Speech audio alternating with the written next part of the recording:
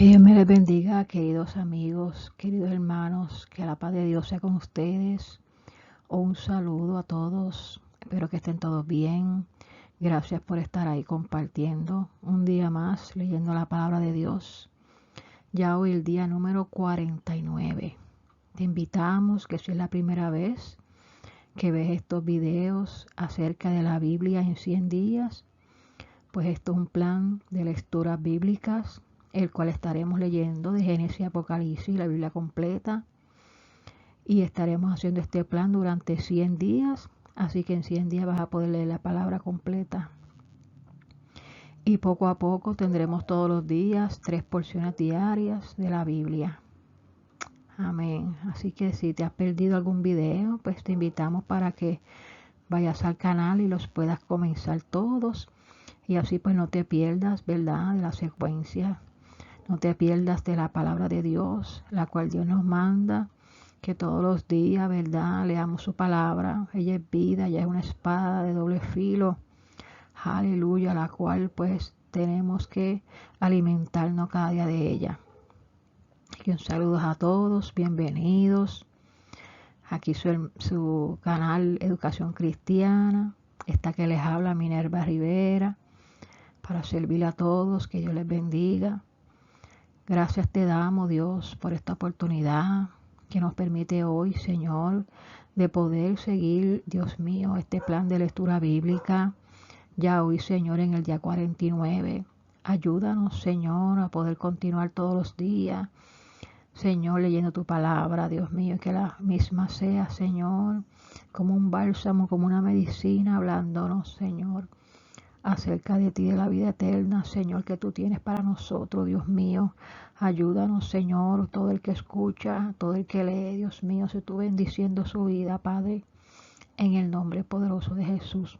Amén. Y vamos a leer esta palabra en la revisión de la Biblia, el lenguaje actual. Vamos a comenzar.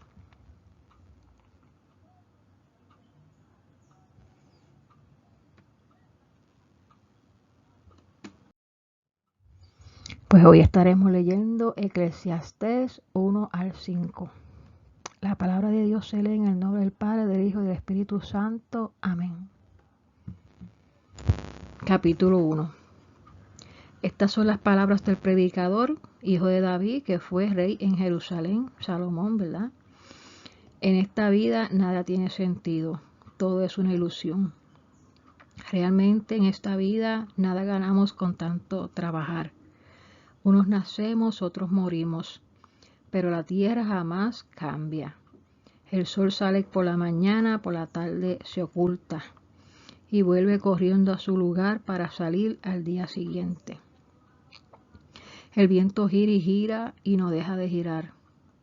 A veces sopla hacia el norte y a veces sopla hacia el sur. Los ríos corren hacia el mar y luego vuelven a sus fuentes para volver a vaciarse en el mar, pero el mar jamás se llena.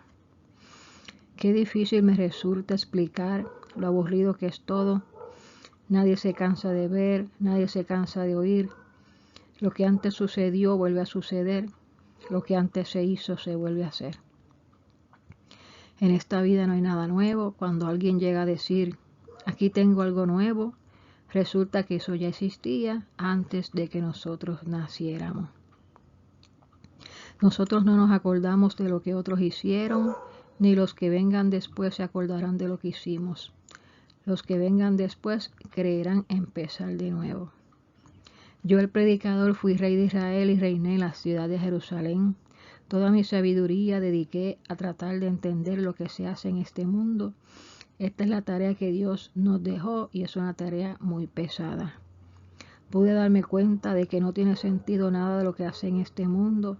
Todo es como querer atrapar el viento. Como dice el dicho, nadie puede enderezar lo torcido ni contar lo que no tiene.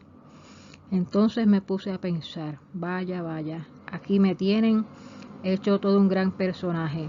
Nunca hubo en Jerusalén nadie más sabio que yo, nunca nadie tuvo tantos conocimientos.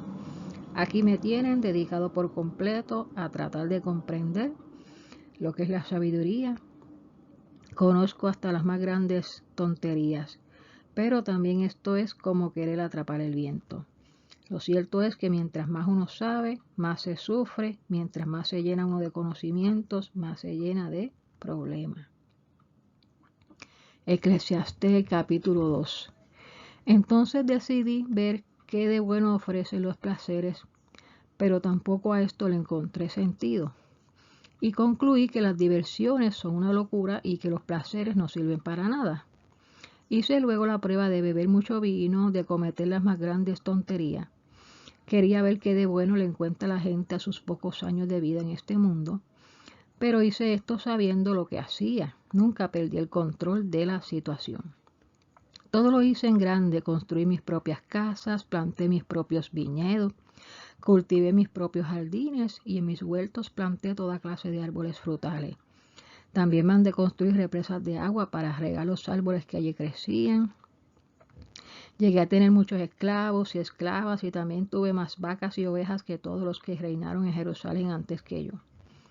Llegué a tener montones de oro, de plata, me quedé con las riquezas de otros reyes, de otras naciones.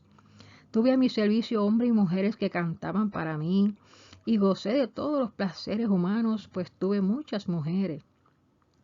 Entre los que reinaron en Jerusalén antes que yo, nunca nadie fue tan importante ni tan sabio.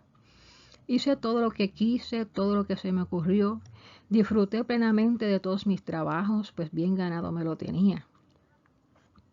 Luego me puse a pensar en todo lo que había hecho y en todo el trabajo que me había costado hacerlo, y me di cuenta de que nada de esto tenía sentido. Todo había sido como querer atrapar el viento. En esta vida nadie saca ningún provecho. Como yo era el nuevo rey y no podía hacer más de lo que ya estaba hecho, me puse a pensar en lo que significa ser sabio y ser tonto. Entonces me di cuenta de que ser sabio es como andar en la luz y que ser tonto es como andar en las tinieblas. Pues el sabio sabe lo que hace, pero el tonto no sabe nada de nada. Pero también me di cuenta de que todos tenemos un mismo final. Así que me puse a pensar, ¿qué gano yo con ser tan sabio si al final de cuentas moriré igual que los tontos? Esto no tiene ningún sentido. Como los sabios mueren igual que los tontos, y como todos se olvidan con el tiempo, después nadie vuelve a acordarse ni de los unos ni de los otros. Como nada en este mundo me causaba alegría, terminé por aborrecer la vida. Lo cierto es que nada tiene sentido, todo es como querer atrapar el viento. También terminé por aborrecer el haber trabajado tanto en esta vida, pues el fruto de todo mi trabajo tendría que dejárselo a quien reinara después de mí, sin importar que ese nuevo rey fuera sabio o fuera tonto. Realmente no tiene sentido que alguien venga y se quede con todo lo que tanto trabajo nos ha costado llegar a tener. Una vez más me desanimó el haber trabajado tanto en esta vida. Resulta que algunos podemos trabajar a nuestra sabiduría, nuestros conocimientos y experiencia, tan solo para dejarlo todo a nuestros bienes, a quien nunca hizo nada para ganárselo. Eso está muy mal y no tiene sentido. Después de tantos trabajos, esfuerzos y preocupaciones, ¿qué nos llevamos de este mundo? Nada. Nuestra vida está llena de dolor y de sufrimiento. Ni de noche logramos descansar. Eso no tiene sentido. Lo mejor que podemos hacer es comer y beber y disfrutar de nuestro trabajo. He podido darme cuenta de que eso es un regalo de Dios. Pues si no fuera por Él, ¿quién podría comer y quién podría estar alegre? Cuando Dios quiere a alguien, le da sabiduría y conocimientos y lo hace estar alegre. En cambio, al que desobedece, lo hace trabajar y amontonar mucho dinero para luego dárselo todo a quien Él quiere. Pero eso tampoco tiene sentido, es como querer atrapar el viento. Eclesiastés capítulo 3. Hay un tiempo para todo. En esta vida todo tiene su tiempo, todo tiene su momento. Hoy nacemos, mañana morimos. Hoy plantamos, mañana cosechamos. Hoy herimos, mañana curamos. Hoy destruimos, mañana edificamos. Hoy lloramos, mañana reímos. Hoy guardamos luto, mañana bailamos de gusto. Hoy esparcimos piedras y mañana las recogemos. Hoy nos abrazamos y mañana nos despedimos. Hoy todo lo ganamos, mañana todo lo desperdiciamos. Hoy todo lo guardamos, mañana todo lo tiramos. Hoy rompemos, mañana cosemos. Hoy callamos, mañana hablamos. Hoy amamos, mañana odiamos. Hoy tenemos guerra, mañana tenemos paz. Me he fijado en la carga tan pesada que Dios ha echado sobre nosotros, pero nada nos queda después de tanto trabajar. Cuando Dios creó este mundo, todo lo hizo hermoso. Además, nos dio la capacidad de entender que hay un pasado, que hay un presente, que hay un futuro. Sin embargo, no podemos comprender todo lo que Dios ha hecho. Mientras tengamos vida, hagamos lo bueno y pasémosla bien. El comer, el beber y el disfrutar del fruto de tanto trabajo es algo que Dios nos permite. Eso lo sé muy bien. Como sé también que todo lo que Dios ha hecho permanecerá para siempre. A su creación no hay nada que agregarle, no hay nada que quitarle. Dios lo hizo todo, así que reconozcamos su poder. Todo lo que ahora existe ya existía mucho antes, todo lo que habrá de existir existe ya. Dios hace que todo vuelva a repetirse. En esta vida he visto también las injusticias que cometen los jueces, de quienes esperamos que hagan justicia. Pero como todo en este mundo tiene su hoy y su mañana, me consuela pensar que un día Dios juzgará al justo y al malvado. También me consuela pensar que Dios nos pone a prueba para que nosotros mismos nos demos cuenta de que no somos diferentes de los animales ni superiores a ellos. Nuestro destino es el mismo, tanto ellos como nosotros necesitamos del aire para vivir y morimos por igual. En realidad nada tiene sentido. Todos vamos al mismo lugar, pues todo salió del polvo y al polvo volverá. Lo cierto es que nadie sabe si el espíritu del hombre sube a las alturas, ni tampoco el espíritu de los animales baja al fondo de la tierra. Lo que sí he visto es que cuando morimos, nadie nos trae de vuelta para ver lo que pasará después. Por eso disfrutemos de nuestro trabajo, ya que trabajar es nuestro destino. Eclesiastés capítulo 4. Miré hacia otro lado y esto fue lo que vi en este mundo. Hay mucha gente maltratada y quienes la maltratan son los que tienen el poder. La gente llora pero nadie la consuela. Entonces dije, qué felices son los que han muerto y qué lástima dan los que aún viven. Aunque en realidad son más felices los que no han nacido, pues todavía no han visto la maldad que hay en este mundo. También vi que todos trabajan y buscan progresar solo para tener más que los otros, pero tampoco esto tiene sentido, porque es como querer atrapar el viento. Es verdad que el tonto no quiere trabajar y por eso acaba muriéndose de hambre, pero vale más una hora de descanso que 2 horas de trabajo, pues el mucho trabajo no sirve de nada. Miré hacia otro lado y vi que en esta vida hay algo más que no tiene sentido. Me refiero al hombre solitario que no tiene hijos, no tiene hermanos, todo el tiempo se la pasa trabajando y nunca está satisfecho, siempre quiere tener más. Ese hombre jamás se pone a pensar si vale la pena tanto trabajar y nunca gozar de la vida. No tiene sentido esforzarse tanto. La verdad, más valen 2 que 1 porque sacan más provecho de lo que hacen. Además, si uno de ellos se tropieza, el otro puede levantarlo. Pero pobre del que cae y no tiene quien lo ayude a levantarse. Y también, si 2 se acuestan juntos, entran en calor, pero uno solo se muere del frío. Una sola persona puede ser vencida, pero 2 ya pueden defenderse. Y si 3 unen sus fuerzas, ya no es fácil derrotarla.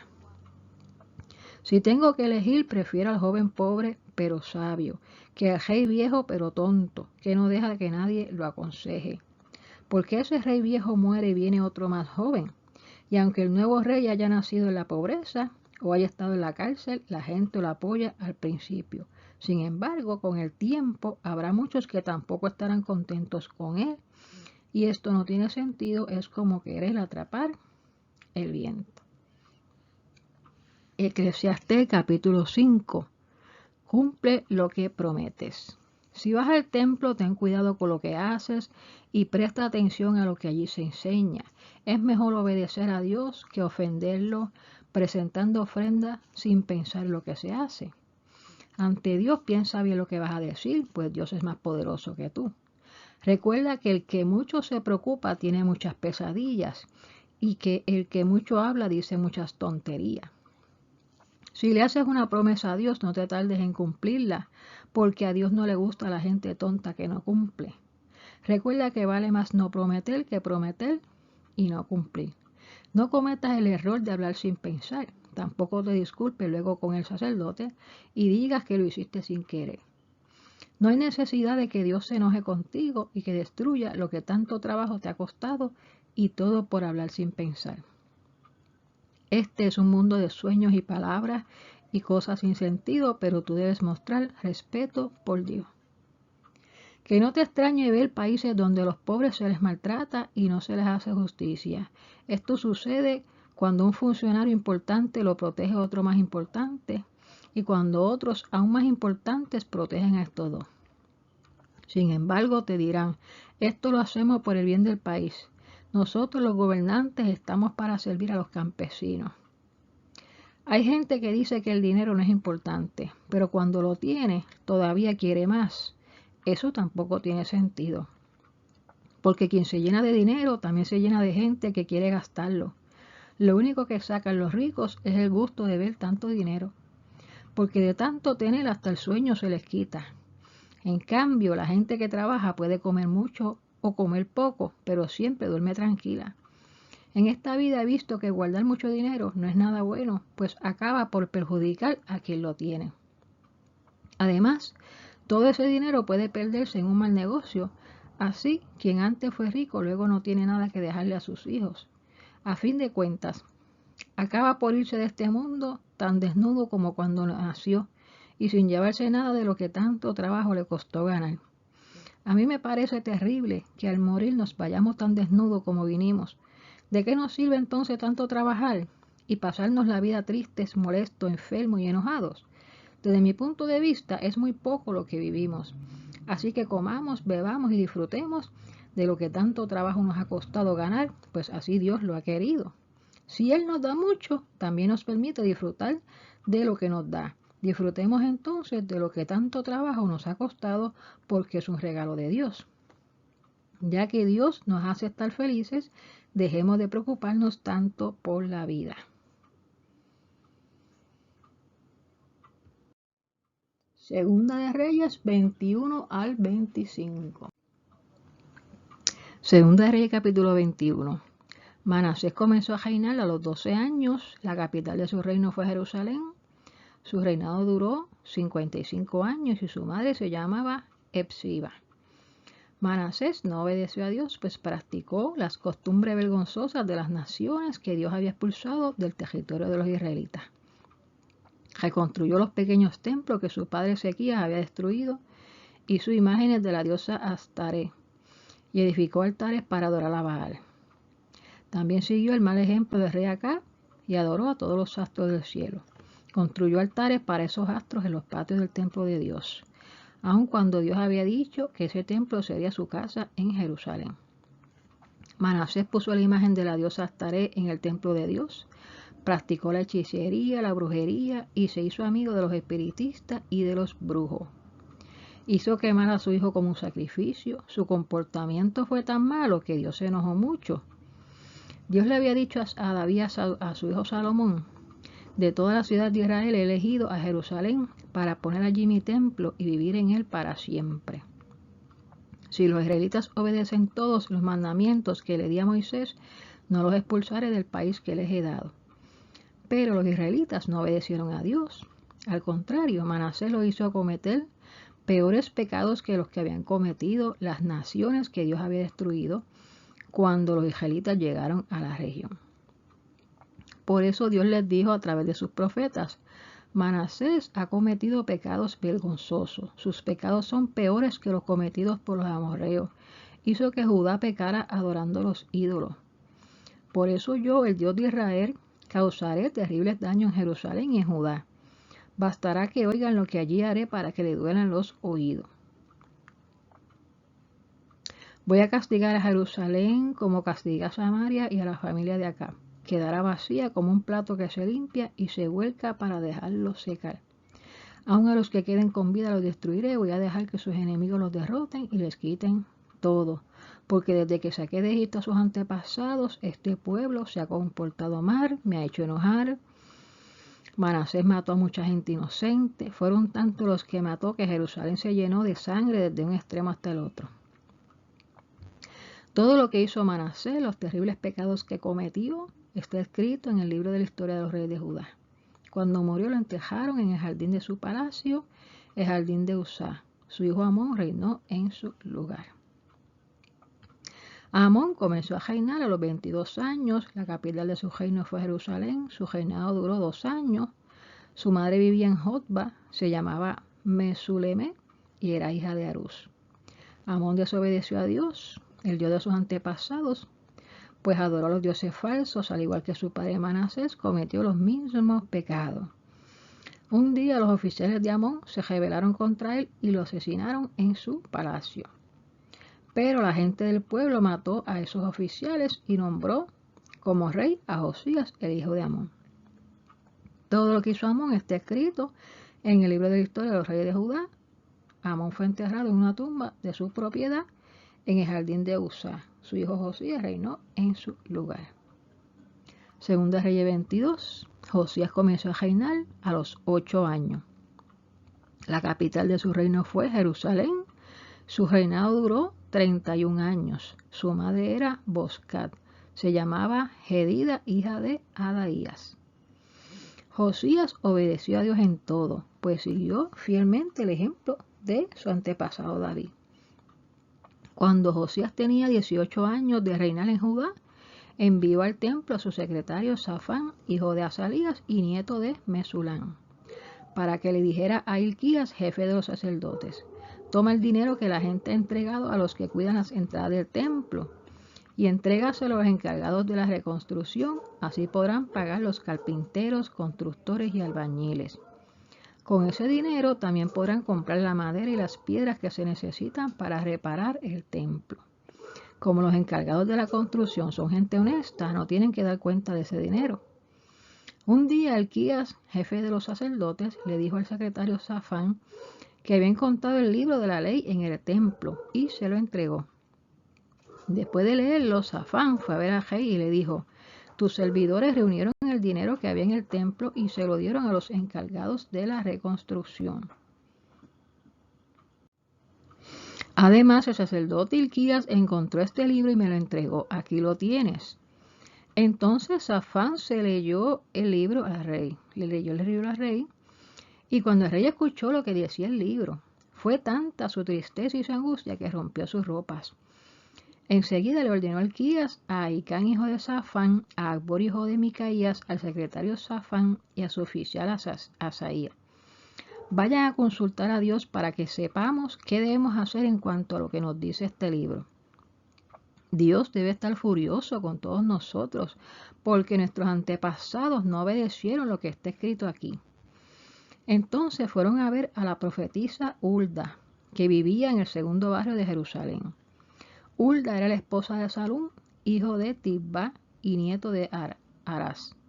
Salum era el encargado de cuidar la ropa del rey. Cuando fueron a consultarla, ella les contestó: el rey Usías tiene que saber del desastre que el Dios de Israel va a mandar sobre este lugar y sus habitantes. Así lo dice el libro que le han leído. Dios está muy enojado porque lo han abandonado por adorar a otros dioses. Ya no los perdonará. Pero digan al rey que Dios ha visto su arrepentimiento, que ha visto su humildad y que sabe lo preocupado que él está por el castigo que se anuncia en este libro. Como el rey ha prestado atención a todo eso, Dios no enviará este castigo por ahora. Dejará que el rey muera en paz y sea enterrado en la tumba de sus antepasados. Luego el pueblo recibirá el castigo que se merece.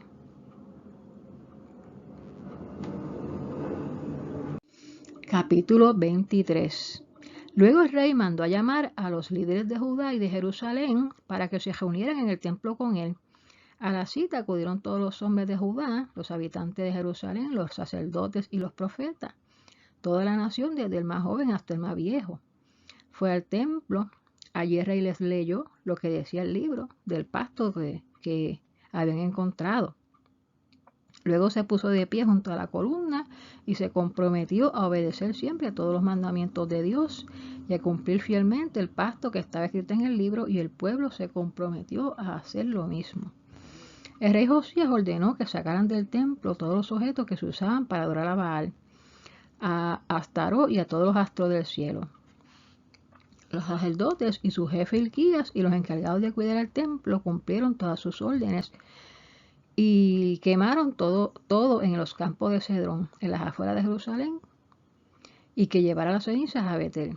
También expulsó a los sacerdotes que los reyes de Judá habían nombrado para quemar ese incienso de los pequeños templos de las colinas, edificados en honores a Baal, al sol, a la luna, a las estrellas, y ordenó que en todas las ciudades de Judá y alrededor de Jerusalén se quitaran los pequeños templos y que sacaran el templo de la imagen de la diosa Astaré, que la llevaran a la joya de Cedrón en las afueras de Jerusalén y la quemaran y esparcieran las cenizas sobre el cementerio del pueblo. También mandó derribar las habitaciones del templo donde se practicaba la prostitución para adorar a esos dioses y donde las mujeres tejían mantas para la diosa Astaré. En todas las ciudades de Judá, en la región que va de Geba a Beerseba, había sacerdotes que ofrecían sacrificios a Dios en los pequeños templos de las colinas. Josías mandó destruirlos, obligó a los sacerdotes a vivir en Jerusalén. A estos les prohibió trabajar en el templo de Dios, aunque sí los dejó comer de los panes sin levadura, al igual que los demás sacerdotes. Además, ordenó destruir los altares de los dioses falsos que estaban en la entrada del palacio de Josué, quien fue gobernador de Judá. Además, Josías destruyó el horno que estaba en el valle de Ben-Hirón, para que nadie pudiera quemar allí a su hijo o a su hija como sacrificio en honor a Milcom. Eliminó los caballos, quemó los carros de guerra que estaban a la entrada del templo de Dios, junto al cuarto de Natán-Melech, que era encargado de las habitaciones. Los reyes de Judá usaban estos caballos y carros para ceremonial en honor al dios Sol. También derribó los altares que esos reyes habían construido en el techo del palacio, cerca de la habitación de Ahaz, y los que Manasés puso en los patios del templo los hizo polvo, y ese polvo lo arrojó en el arroyo Cedrón. Josías destruyó todas las imágenes y los pequeños templos de las colinas al este de Jerusalén y los que había en el sur del monte de los Olivos. El rey Salomón los había construido para adorar a los repugnantes dioses Quemos, dios de los moabitas, Milcom, dios de los amonitas, y Astaré, diosa de los sidonios.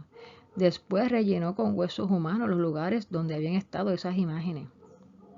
Luego fue a Betel, derribó, quemó el altar que Jeroboam, hijo de Nabat, había construido allí, con el cual había hecho pecar a Israel. Cuando Josías regresaba de Betel, vio las tumbas que había en las colinas y mandó sacar todos esos huesos que había en ellas. Luego los quemó sobre el altar del lugar para que ya no pudieran usarlo. Así se cumplió lo que Dios había anunciado por medio de su profeta. De pronto Josías vio una tumba y preguntó de quién era. Los hombres de la ciudad le respondieron: es la tumba del profeta que vino de Judá y anunció lo que usted hoy ha hecho en el altar de Betel. Entonces Josías ordenó: déjenla como está. Así que no sacaron los huesos del profeta de Judá, ni los del profeta de Samaria, que estaba enterrado junto a él. Josías quitó todos los pequeños templos que había en Samaria, como lo había hecho también en Betel. Los reyes de Israel los habían construido provocando el enojo de Dios. Después mató sobre los altares a todos los sacerdotes de esos templos, y sobre esos altares quemó huesos humanos. Cuando regresó a Jerusalén, el rey Josías le ordenó a todo el pueblo que celebre la Pascua en el honor al Dios de Israel, tal como está escrito en este libro del pacto. Así que el pueblo celebró la Pascua en Jerusalén cuando Josías tenía ya 18 años de reinar. Nunca antes todo el pueblo había celebrado la Pascua de esa manera, desde que ocuparon el territorio en tiempos de Josué. Además, Josías eliminó a todos los brujos y a todos los adivinos, destruyó todos los ídolos, incluso los ídolos familiares. Todos los objetos repugnantes que había en Jerusalén, en Judá, para adorar a los dioses falsos, fueron destruidos. Así cumplió Josías los mandamientos del libro que el sacerdote Hilquías había encontrado en el templo. Ni antes ni después hubo rey como Josías que se apartara de su maldad y obedeciera a Dios con todo su corazón y con toda su fuerza. Sin embargo, Dios siguió enojado contra Judá porque los pecados de Manasés lo habían ofendido mucho. Por eso dijo Dios, voy a rechazar a Judá como lo hice con Israel y rechazaré a Jerusalén, la ciudad que había elegido, y al templo en el que dije que viviría.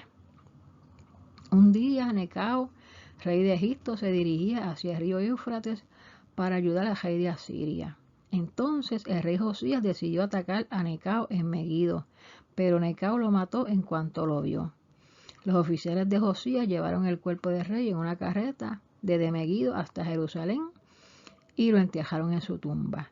El pueblo eligió a su hijo Joacás para que fuera el siguiente rey de Judá. Todo lo que hizo Josías está escrito en el libro de la historia de los reyes de Judá. Joacás comenzó a gobernar a los 23 años.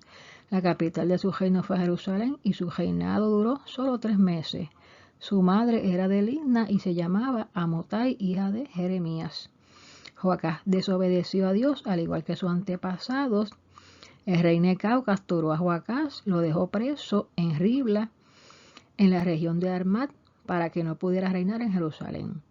Además, obligó a Judá a pagar un impuesto de 3.300 kilos de plata y 33 kilos de oro.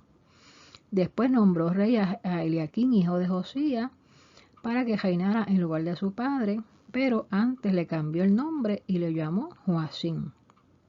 Luego llegó a Joacás a Egipto, donde murió. Joacim le dio al rey Necao el oro y la plata que éste le pidió, y para hacerlo les cobró un impuesto a todos los habitantes del pueblo. Cada uno tuvo que entregar la cantidad que le correspondía. Joacim comenzó a reinar a los 25 años. La capital de su reino fue Jerusalén, y su reinado duró 11 años. Su madre era de Ruma y se llamaba Zebudá, hija de Pedaía. Pero este rey desobedeció a Dios al igual que sus antepasados. Segundo de Reyes 24, el rey Nabucodonosor de Babilonia fue a luchar contra Judá y venció al rey Joacim. Judá permaneció bajo el dominio de Nabucodonosor durante 3 años, pero después Joacim volvió a ponerse en su contra. Luego Dios envió pequeños grupos de soldados caldeos, sirios, moabitas y amonitas para que atacaran y destruyeran a Judá. Así se cumplió lo que Dios había anunciado por medio de sus profetas. Dios castigó a Judá por todos los pecados de Manasés. No quiso perdonarla porque Manasés había matado a mucha gente inocente en Jerusalén. Todo lo que hizo Joaquín está escrito en el libro de la historia de los reyes de Judá. Cuando Joacim murió, su hijo Joaquín reinó en su lugar. Para entonces, el rey de Babilonia había conquistado todo el territorio que va desde el arroyo de Egipto hasta el río Éufrates, y por eso el rey de Egipto no volvió a salir de su país. Joaquín comenzó a reinar a los 18 años.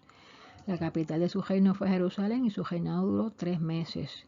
Su madre era de Jerusalén y se llamaba Neusta, hija de Elnatán. Joaquín desobedeció a Dios al igual que su padre. Durante el reinado de Joaquín, el ejército de Babilonia fue y rodeó la ciudad de Jerusalén para atacarla. Cuando los soldados ya la tenían rodeada, llegó el rey Nabucodonosor. Entonces Joaquín y su madre, junto con sus sirvientes, sus asistentes y los jefes de su ejército, se rindieron y el rey de Babilonia los tomó prisioneros. Esto ocurrió cuando Nabucodonosor tenía ya 8 años como rey de Babilonia. Nabucodonosor tomó todos los tesoros del templo y del palacio de Jerusalén y rompió todas las vasijas de oro que había hecho el rey Salomón. Así se cumplió lo que Dios había anunciado. Nabucodonosor se llevó 10.000 prisioneros en total, entre los que estaban los oficiales, 7.000 soldados valientes y 1.000 artesanos y herreros. También se llevó prisioneros al rey Joaquín, a su madre, a sus esposas, a su guardia personal y a los más importantes líderes del país. Solo dejó en Jerusalén a los más pobres. Después Nabucodonosor nombró como rey a Matanías, tío de Joaquín, pero antes le cambió el nombre y lo llamó Sedequías. Sedequías comenzó a reinar a los 21 años. La capital de su reino fue Jerusalén y su reinado duró 11 años. Su madre fue de Libna y se llamaba a Amotai, hija de Jeremías. Sedequías desobedeció a Dios al igual que Joacim, por eso Dios se enojó muchísimo con Jerusalén y Judá y la rechazó. Después de un tiempo, Sedequías también se puso en contra del rey de Babilonia. Entonces el capítulo 25 dice que el día 10 del mes de Tebet, durante el 9º año de reinado de Sedequías, el rey de Nabucodonosor fue con todo su ejército para atacar a Jerusalén. Rodeó la ciudad, construyó rampas para atacarla mejor y permaneció hasta el año 11 del reinado de Sedequías. El día 9 del país de Tamuz de ese año ya no había en Jerusalén nada que comer. Por eso el rey Sedequías y sus soldados hicieron una abertura en la muralla que rodeaba la ciudad. Pasaron por la entrada que estaba entre las dos murallas junto a los jardines del rey y esa noche escaparon por el camino del valle del Jordán. Mientras tanto, los soldados de Babilonia seguían rodeando la ciudad. Pero luego los soldados de Babilonia persiguieron a rey Sedequías y lo alcanzaron en la llanura de Jericó. Todo el ejército de Sedequías lo abandonó y huyó. Los babilonios atraparon a Sedequías y lo llevaron a Ribla ante el rey de Babilonia como castigo.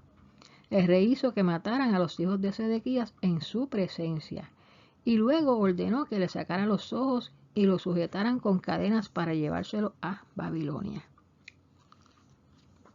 Nabuzaradán, comandante de la guardia personal del rey y general del ejército de Babilonia, llegó a Jerusalén el día 7 del mes de Abdel, año 19 del reino de Nabucodonosor.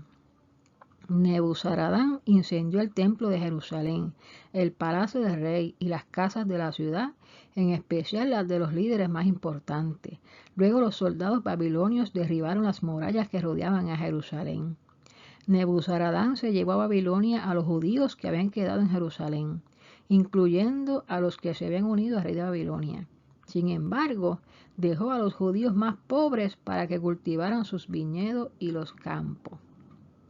Los babilonios se llevaron todo el bronce que encontraron, el de las columnas del frente del templo, las bases de los recipientes, el gran tanque de agua, las vasijas, las palas, las tijeras, los cucharones y demás utensilios que se usaban en el templo. Nebuzaradán se llevó objetos de oro y de plata, como hornillos y tazones. No fue posible calcular el peso del bronce de las dos columnas, ni del enorme tanque para el agua, ni de las bases que el rey Salomón había mandado hacer para el templo. Las dos columnas eran iguales, cada una medía más de 8 metros de altura. La parte superior de cada columna tenía un adorno de bronce que medía más de 2 metros con una hilera de figuras de bronce en forma de manzana. Además, Nebuzaradán apresó a Seraías, jefe de los sacerdotes, a Sofonía, sacerdote que le seguía en importancia, y a los 3 encargados de la vigilancia del templo. Apresó también a uno de los capitanes del ejército, a 5 de los ayudantes personales del rey, al oficial encargado de reunir a los soldados y a 60 líderes del pueblo. Todos ellos estaban en Jerusalén, pero Nebuzaradán se los llevó a Ribla, en el territorio de Amad, donde Nabucodonosor, rey de Babilonia, ordenó que los mataran. De esta manera, casi todo el pueblo de Judá fue sacado de su país. Nabucodonosor eligió a Gedalías, hijo de Ahicam y nieto de Safán, para que fuera el gobernador de la gente que había dejado en Judá. Cuando los jefes del ejército de Judá y sus hombres se enteraron de esto, fueron a ver a Gedalías en Mizpa. Entre ellos estaban Ismael, hijo de Netanías, Johanán, hijo de Sará, Seraías, hijo de Taumé, de Netofa, y Asanías, hijo de un hombre de Maaca. Gedalías les juró que si se quedaban en el país y servían al rey de Babilonia, les iría bien y que no tendrían por qué temer a los oficiales de Babilonia. Pero cuando Gedalías cumplió 7 meses como gobernador, Ismael, que era descendiente de los reyes de Judá, llegó a Mizpa con 10 hombres y los mató. Y mató también a los judíos y a los babilonios que lo apoyaban. Entonces toda la gente, del más joven hasta el más viejo, y los oficiales del ejército huyeron a Egipto, pues tenían miedo de los babilonios. Joaquín tenía ya 37 años viviendo en Babilonia cuando Evil-Merodach comenzó a reinar sobre ese país.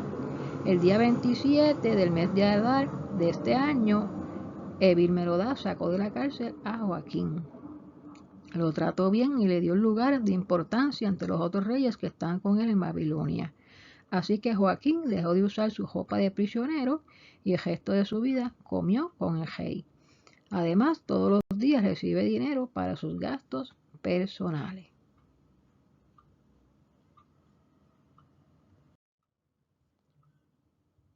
Vamos a leer el Salmo 104 y 105.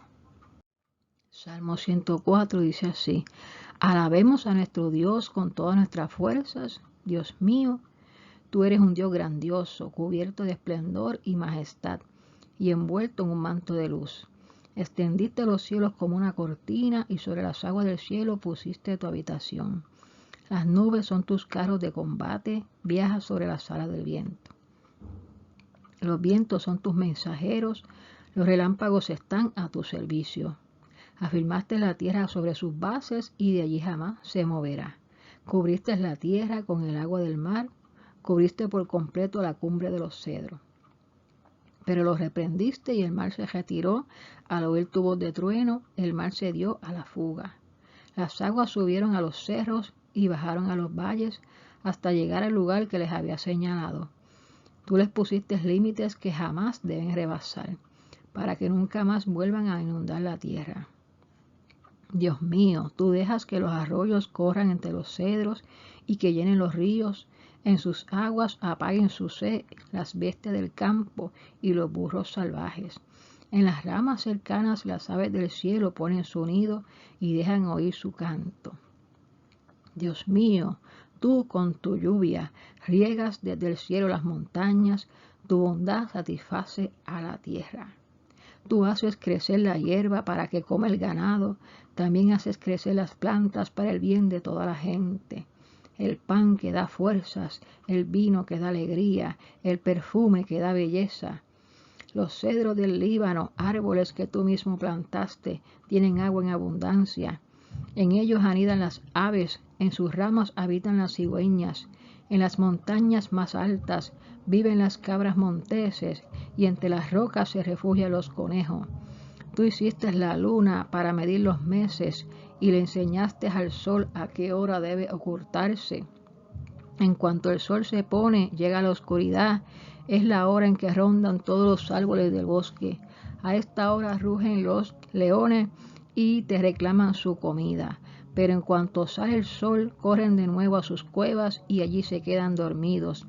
Entonces nos levantamos para hacer nuestro trabajo hasta que llega la noche. Dios nuestro, tú has hecho muchas cosas y todas las hiciste con sabiduría.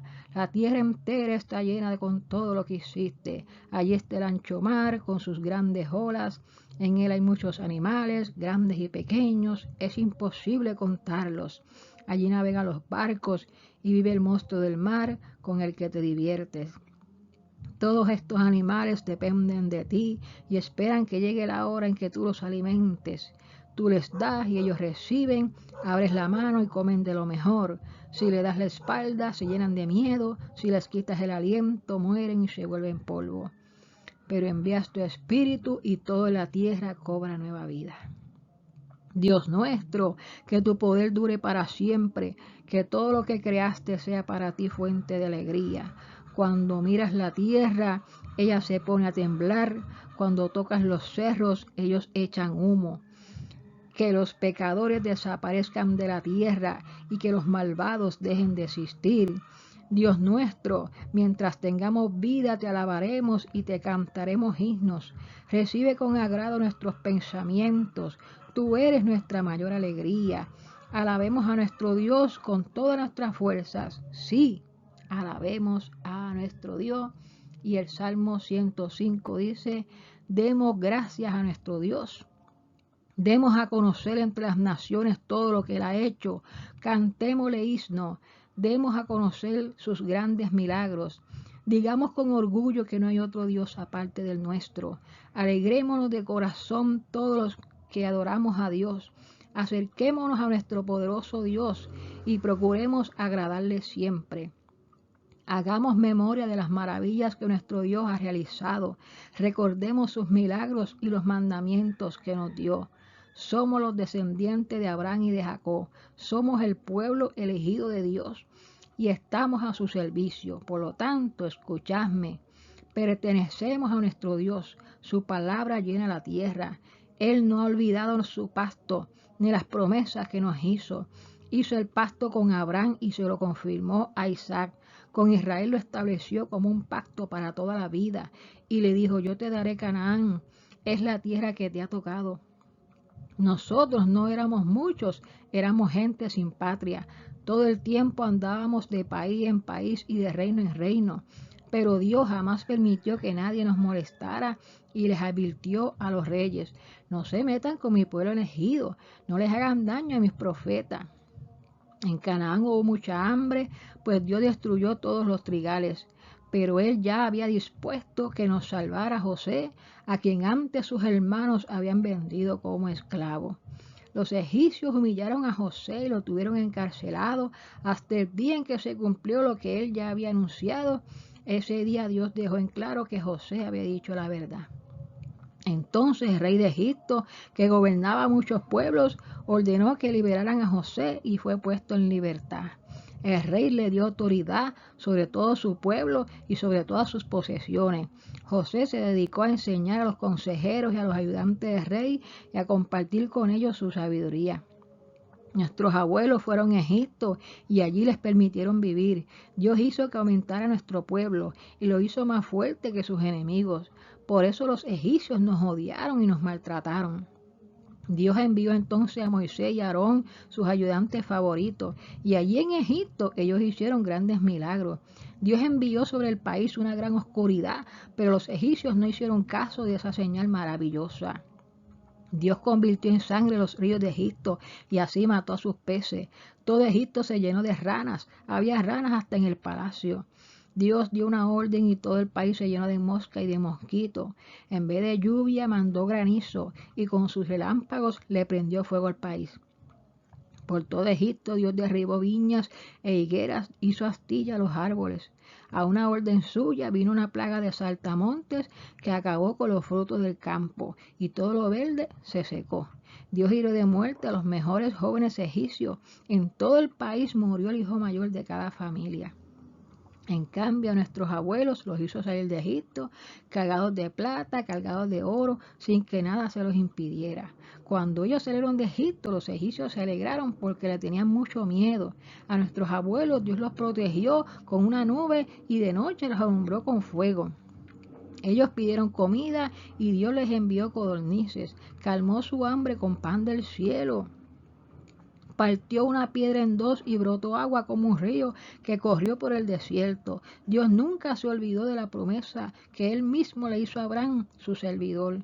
Entre cantos y gritos de alegría, nuestro Dios sacó de Egipto a su pueblo elegido para darle como propiedad las tierras de otros pueblos. Nuestros abuelos se adueñaron de las tierras cultivadas por otros, pero Dios los puso como condición que respetaran y practicaran sus mandamientos y sus leyes. Alabemos a nuestro Dios. Amén. Que Dios me le bendiga y será hasta el próximo día, el día número 50. Amén.